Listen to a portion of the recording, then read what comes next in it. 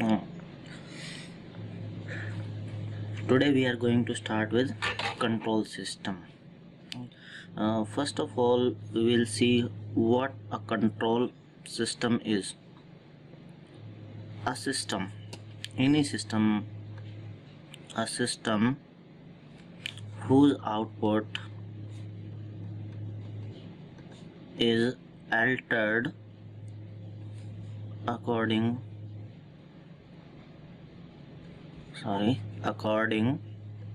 to desired manner. Right. So how do we accomplish that thing? What is output is like what output is required and what we are getting. According to that we will study in our control system. Like suppose I have a system,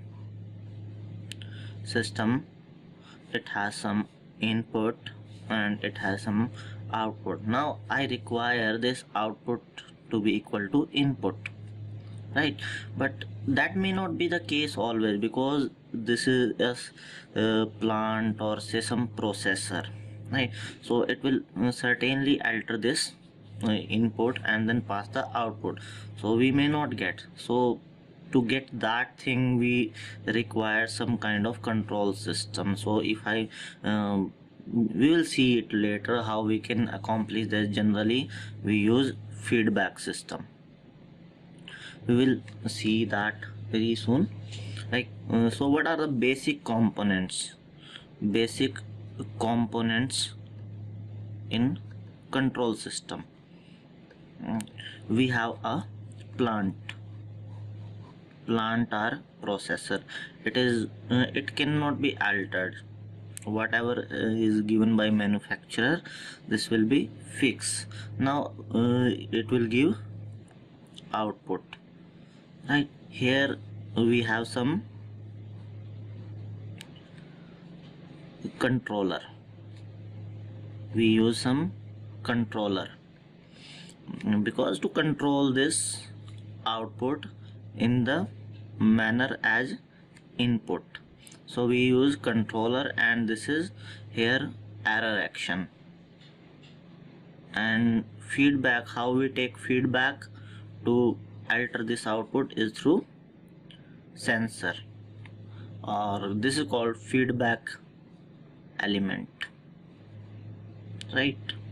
So like this, right?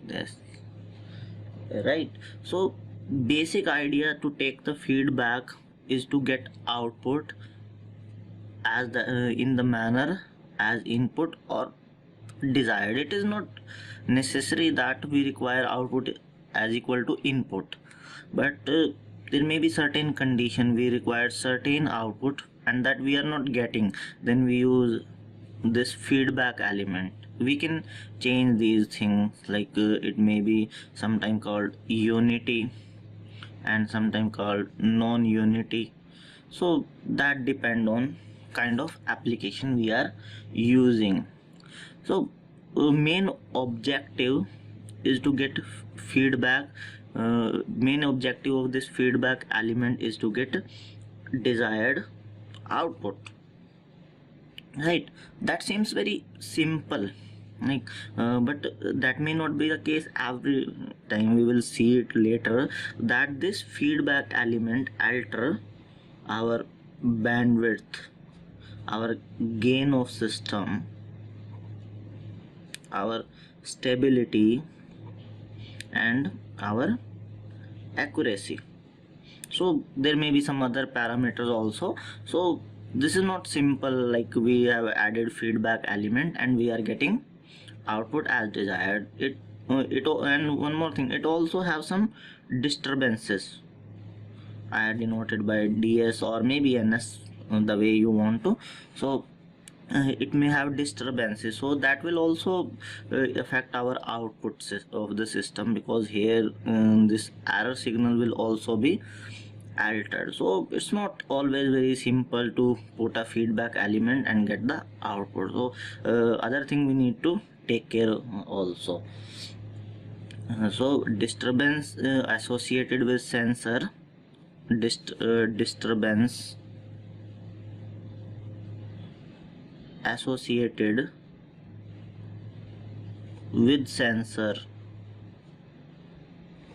reduces overall accuracy of the system, because main idea was to get accurate output using this feedback element.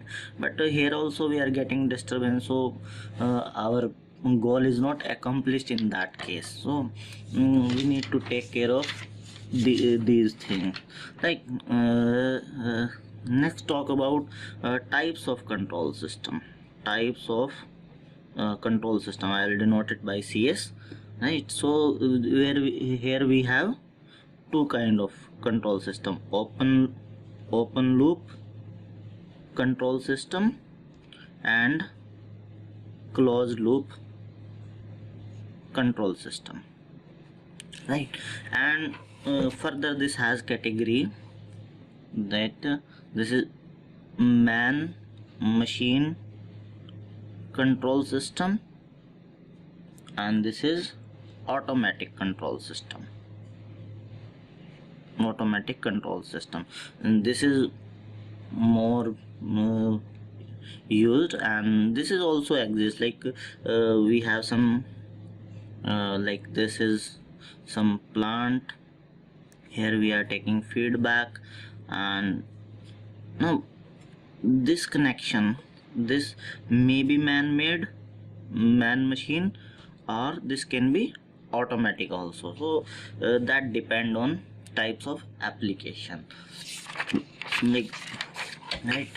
So now we will see some of the differences between open loop control system and closed loop control system, right?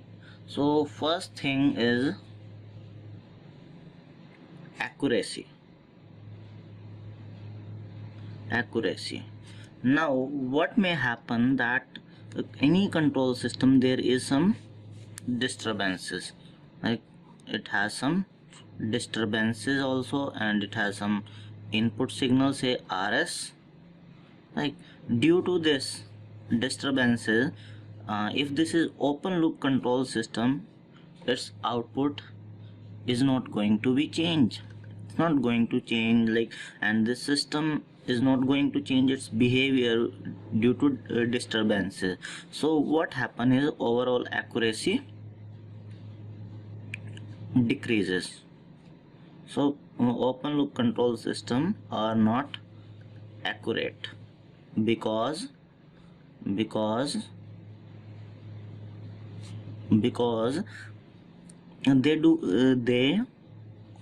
do not change the output due to any internal disturbances, right? So but that is not the case with closed loop control system. Here by using a feedback element, we take care of these disturbances and output changes with disturbances, so these are accurate, right? Second thing is feedback. We already discussed that there is no feedback and there is feedback. Third thing is speed. We will see these things later, but for your information let me tell you, any system has, generally we take time const, transient to die out time is 40 or 5t. That depend on tolerance we are accepting in output, so 40 or 5t. Now open loop control system has large time constant. So what happens, therefore takes more time transient to die out. Transient is what? Intermediate state. intermediate state, like when we are when we start some system, and then what happen is it does not reach to its desired output. It takes some finite time to reach to its steady states, and reaching from start state to steady state time is transient time. So it generally take 40 or 50, and it has large time constant. And compared to open loop control system, closed loop control system has less time constant, therefore faster. So closed loop control system are faster. Next we talk about stability. Now see, generally we make open loop control system stable, generally, because there is no point in making unstable system. Generally we make these system as stable, but if somehow they become unstable, then it is not possible to make stable, right? So we have made some plant to be stable, but over a period of time it become unstable. Then there is no provision to make that system stable, so that will remain in its unstable system. But when we compare to, actually in closed loop control system there are two type of feedback, positive and negative. We will see these things later, what is positive feedback and what is negative feedback. Let's not bother about that thing. Just for the sake of comparison, let me tell you, negative feedback are more stable, right? More stable, I'm saying, I'm just comparing, but that doesn't mean that negative feedback will always lead to stable system. It is not necessary that negative feedback will leads to stable system, but when I am comparing two system, then negative feedback yields to stability, right? So that is the thing. Don't confuse that negative feedback will always lead to stable system. Even a system with negative feedback can still be unstable.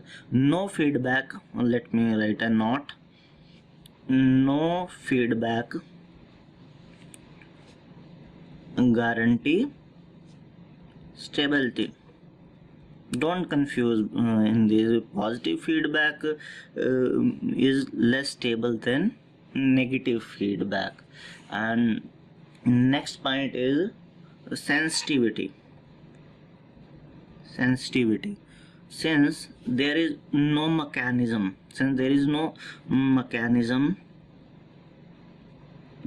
to take care of disturbances.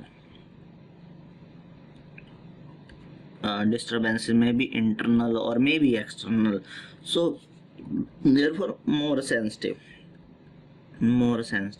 As soon as some disturbance is coming there, and output will be altered. But if we talk about closed loop control system, again the same thing, negative feedback offer less sensitivity, right?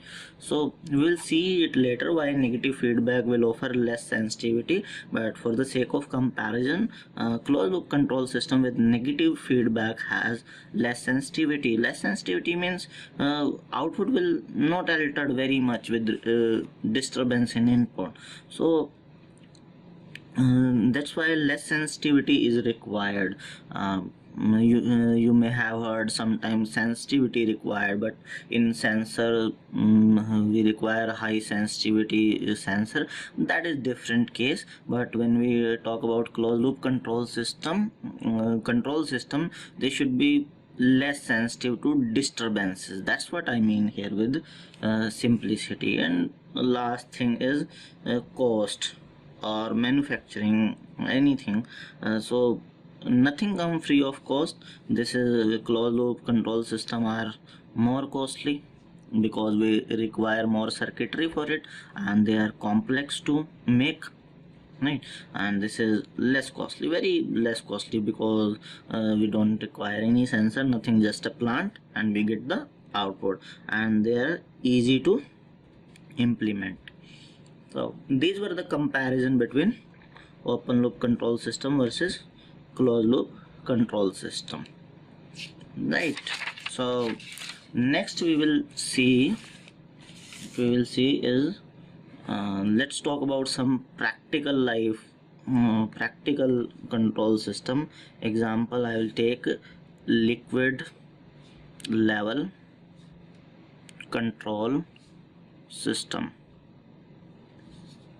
Liquid level control system can be used in tank kept at terrace or roof of your home, so we'll see how to make that, not in let's see, this is a, let's say this is tank outlet and it has inlet.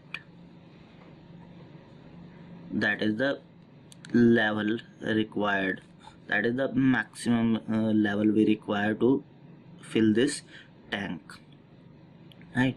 And say this is filled up to here with water, and there we will be having a floater with a pointer, and this is damper, right? And here we'll be having a resistance, here this is battery, and here again this is resistance, and here it is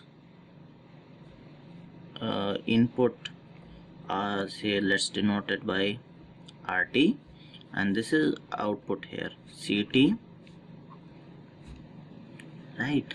And here we have what that is called power amplifier. What power amplifier will do?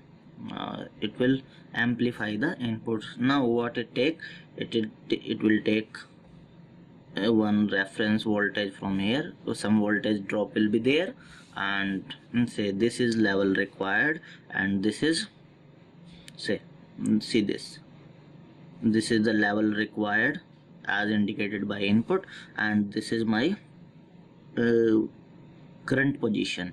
So, and it will take a reference voltage from here, and this is between these two lead, this is error voltage.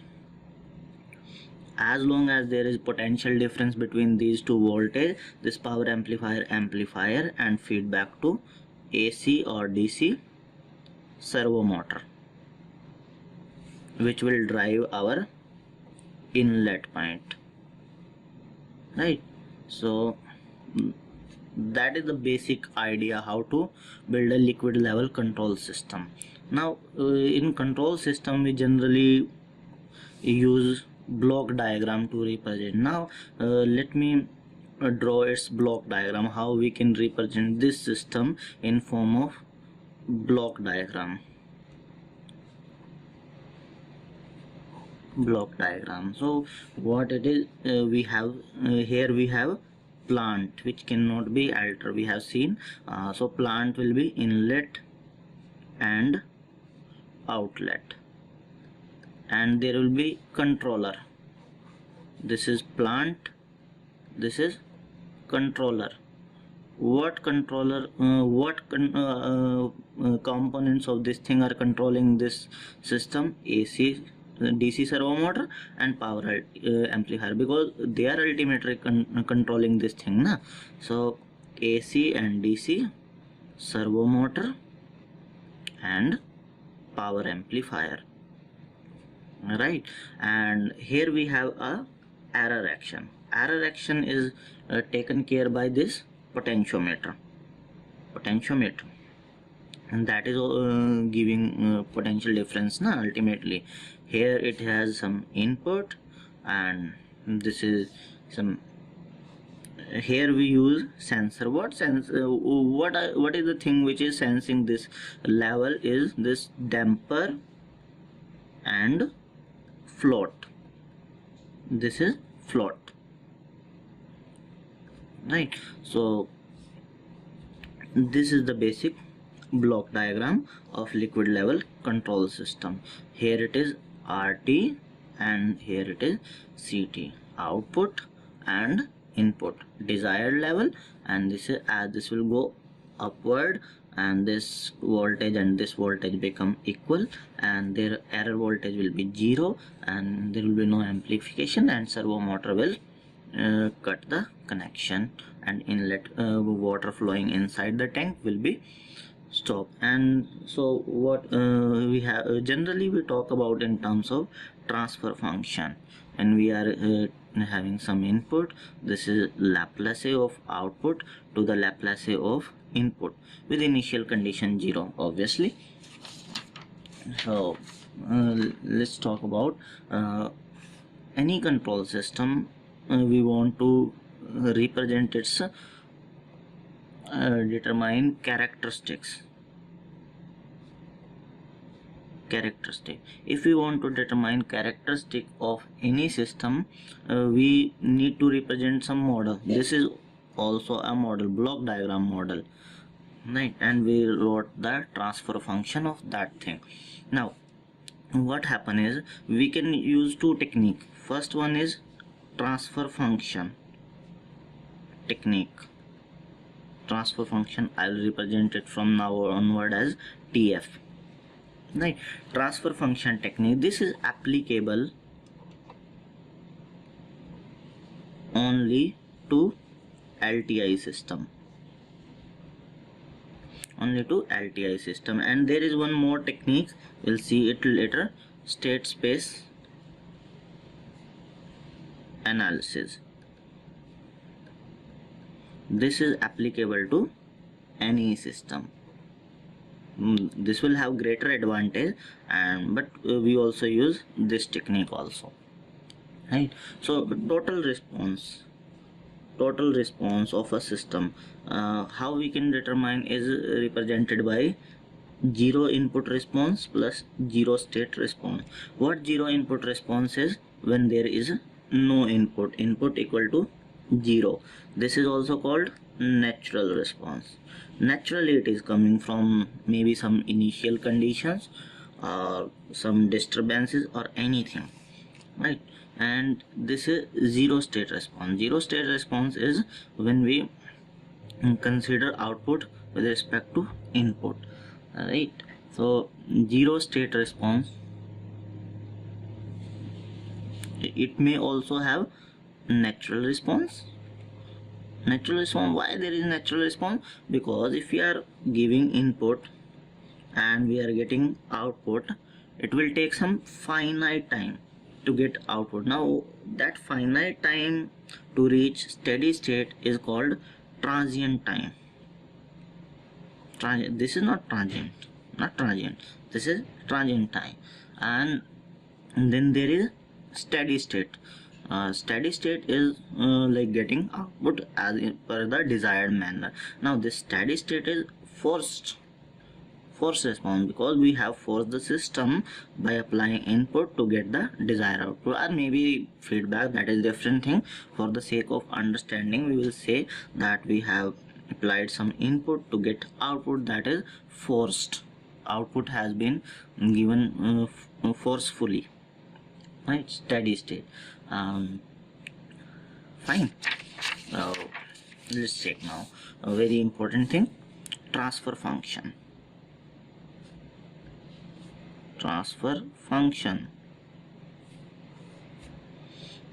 Generally we represent it TS or anything you may want to represent, and it is Laplace of output, defined as transfer function is defined as Laplace of output to the Laplace of input with initial conditions 0.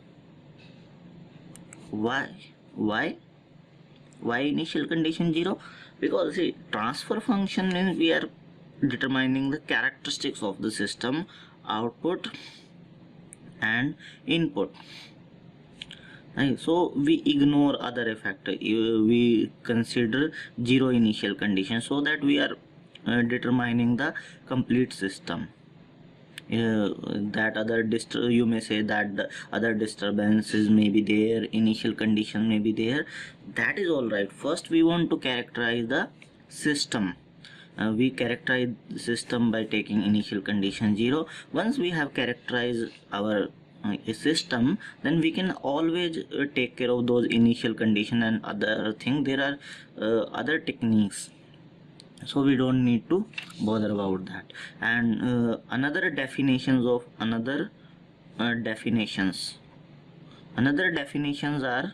of transfer function only. Transfer function is Laplace transform of impulse response, right? Or maybe as time, Laplace transform of step response, or as square of Laplace of ramp response, or as cube of Laplace of parabolic response. So these are the definitions of transfer function. Like this is, see, this is impulse response, then step response. Why there is s? Because we need to differentiate step to get impulse. For that differentiation, this s terms is coming into picture. And one more thing, transfer function, when we said with initial condition 0, and we are totally characterizing the system only. Transfer function characterize system.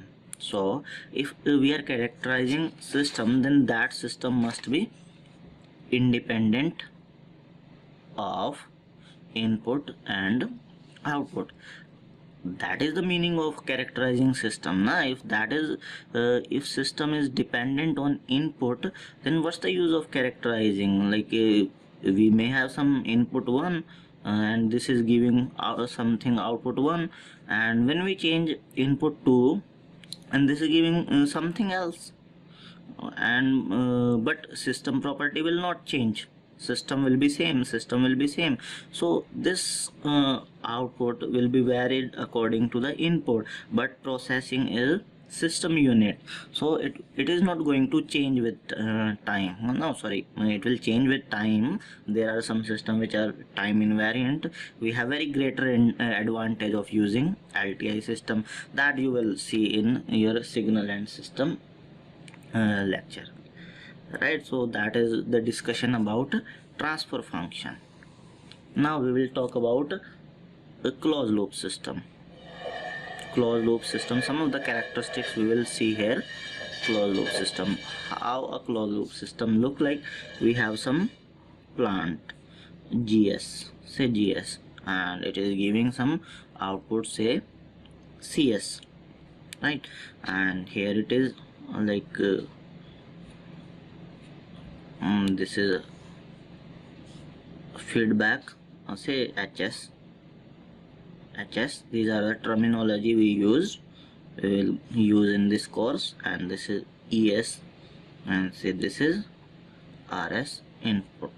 So I have shown here minus, that will that is showing that I am employing negative feedback. Negative feedback means it is decreasing, like ES, if this increase, then this will decrease. That's why it is negative feedback. This is actually called actuating signal.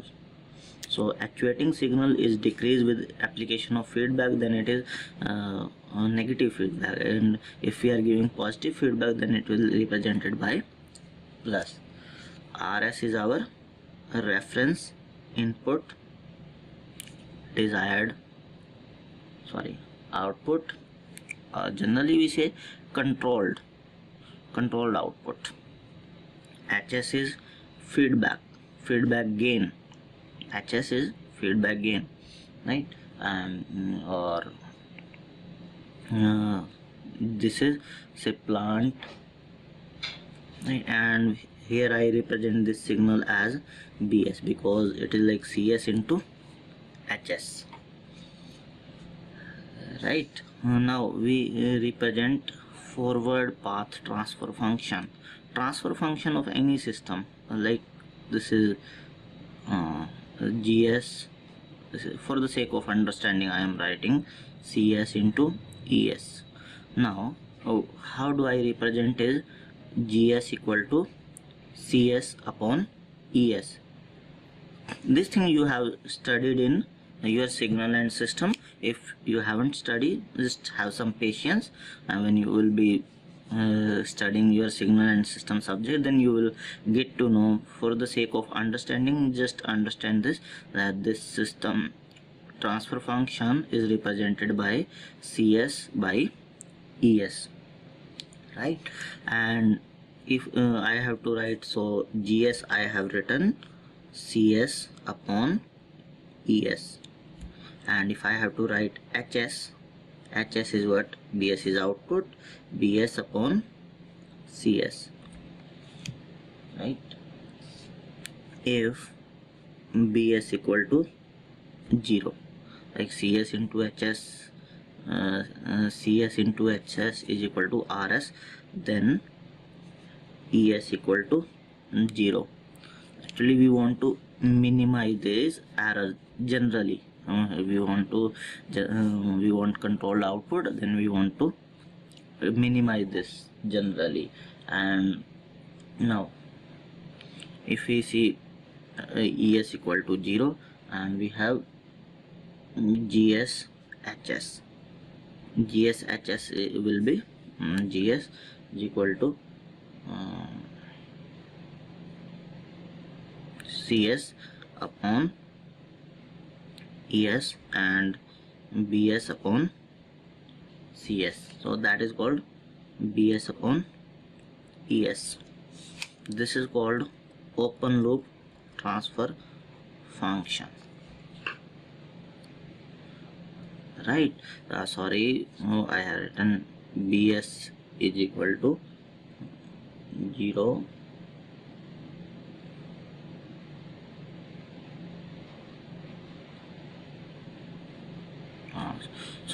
sorry, I got confused. ES equal to RS, right? When BS equal to 0, what it indicate? That there is no feedback, so open loop transfer function is always given as GS HS. Whenever you want to give open loop transfer function of the system, just disconnect the system from here and write GS into HS. That is our open loop transfer function. Now we'll see closed loop transfer function. We want closed loop transfer function is going to be like for the sake of reference, and I am putting it here. See, so this entire system is closed loop transfer function. When I write CS upon RS, then it is closed loop transfer function. For the sake of understanding, let me draw again. GS, CS, this is HS, and there is feedback, this is ES, and this is BS, this is RS. Now when BS not equal to 0, that is feedback is present, I have closed the system by some man machine mechanism or some by automatic control system. By any mean I have employed the feedback technique. Now ES is not equal to RS, right? So how will write ES? Now ES is equal to RS minus or plus, that depend kind of feedback we are using, minus plus BS. Now ES is equal to RS minus plus BS is nothing but CS into HS, and also ES equal to RS minus plus CS. What CS is? ES into GS HS, right? ES is equal, we take this term this side, 1 minus will change to plus, plus will change to minus, GS HS is equal to RS, right?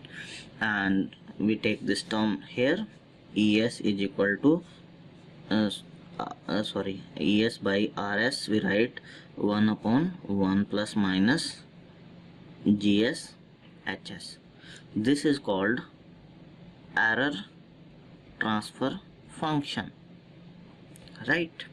And also now we write CS is equal to ES into GS.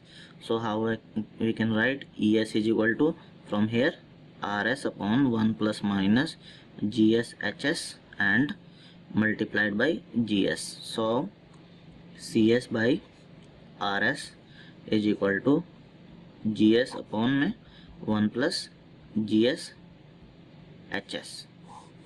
This is called our closed loop transfer function. Whenever there is negative feedback, it will change plus here, and whenever there is positive feedback, it will have minus sign here, right? So this is thing is 1 plus minus GS HS is very important thing. We'll see later why it is very important. This is called characteristics equation. Characteristic equation or eigenvalue of the system or latent root or poles of the system.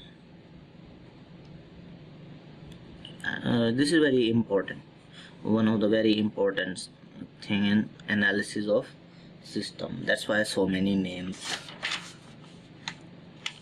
right? This thing is important because stability depend on these things. How it depends, that we will see soon, but right now just understand this is one of the very important things. So you must be very familiar that this is called eigenvalue. Anything may be given in exam, eigenvalue, latent root, so you need to be familiar with these things.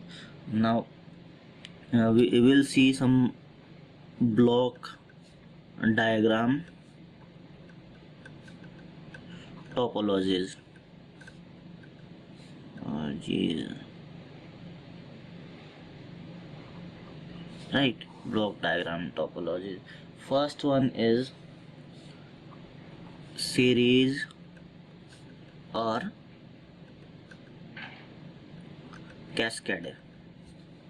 Series or cascade. Now how two systems are cascaded, say like G1S, it has some input RS and this is R1S, and this is cascaded with another system with like say this has some input R2S and G2S and this is CS, right? So what happen is, if R2S is equal to R1S, then system are called non-interacting. If that is the case, then we can write CS by RS, say complete GS. For this one, for complete block GS, we replace this by GS is equal to G1S into G2S, right? Only when this is non-interacting. When it is interacting, then we have no ways to represent these things. These must be non-interacting, right? And second topology is called parallel or feed forward topology. Parallel or feed forward topology, it is like we have system here G1s, and this is employing some input RS. Say I represent it R1s, and it is G2s. I represent its input as R2s, and here I have a adder. This will go here and say output. So here R1s is going to be equal to RS. This is called takeoff point, right? So its output will be same. R1s equal to RS is equal to R2s, and say I represent it as B1s and B2s. So how it will be? CS will be equal to B1s plus B2s, right? Then B1s will be given by R1s into G1s. That these things we have seen in the previous discussion, so I hope you must be familiar by now.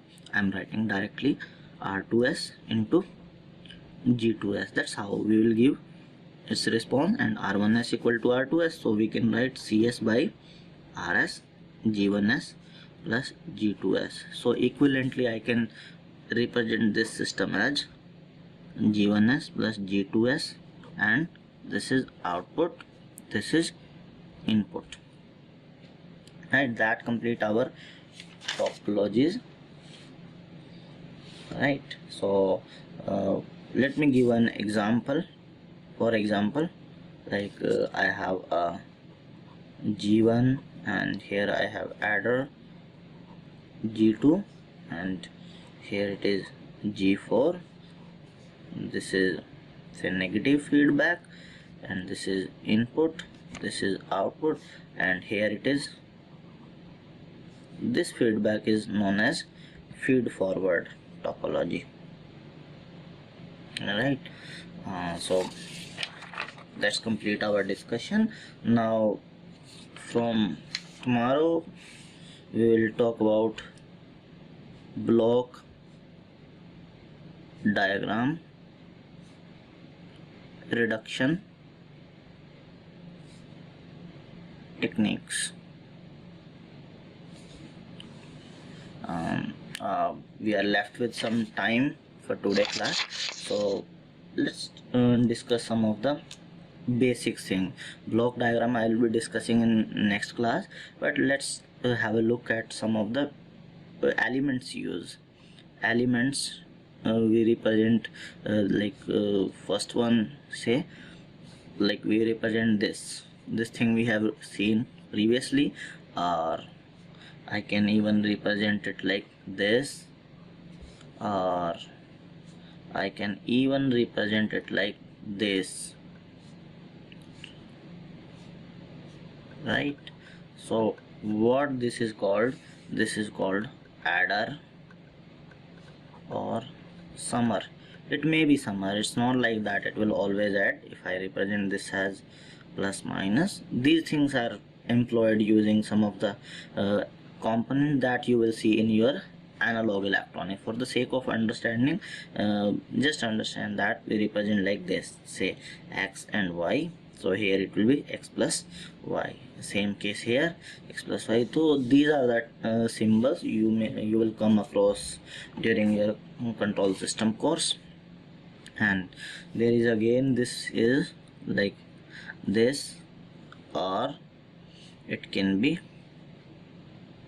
like this or like this. So this is known as take off point or branching point, right? This is different from electrical system. Don't think like electrical system. This is very different. And third thing is this thing. This is called block. Any block, and we represent here GS gain of the system. So this is known as block, right? And next we will see exchange and adder and block. While using block diagram reduction technique, we come across some of the complex system, and their adder and block need to be replaced. How we can replace? Actually, in original system it is not possible, but for the sake of understanding, for the sake of analysis, we can alter those things. So how we'll do that? Let's first see exchange and adder and block. See, this is say adder, and here I have block, right? So here it is, and I have an input x and r. So here I will get r plus x, and here output I will get g into r plus x. Now what I do, I replace g here, the block here, and adder here, right? And I need to get c.